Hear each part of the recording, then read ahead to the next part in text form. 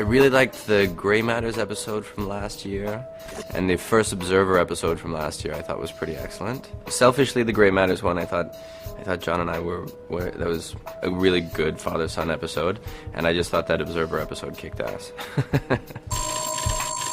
Well, show is The X-Files, and film, that's tough.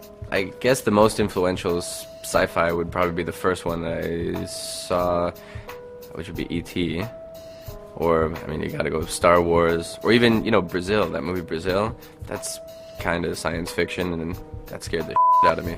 Or Labyrinth, that's kind of horror science fiction.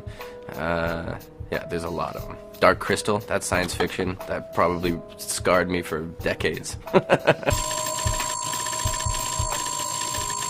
I would like the chance to play an alternate Peter. It seems like everybody's had a lot of fun with that this year. The reality is that anything's possible on Fringe. We introduced at the end of this season a whole new concept into the show.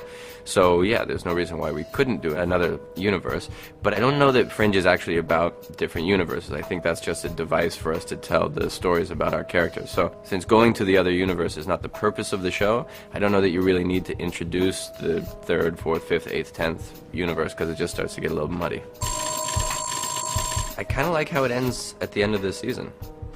I think there's a real nobility to the sacrifice that he makes at the end of season 3, and I think that's sort of beautiful at the end of the day.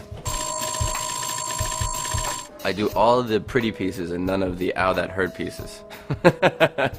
I always think it looks better when the actors themselves do it. So I got to do the fun part, which is jumping off the 2nd story banister, but the head first through the glass case, I let somebody else take care of that part. Gotta go faux Livia. You might not survive the encounter, but you have a good time on the way out.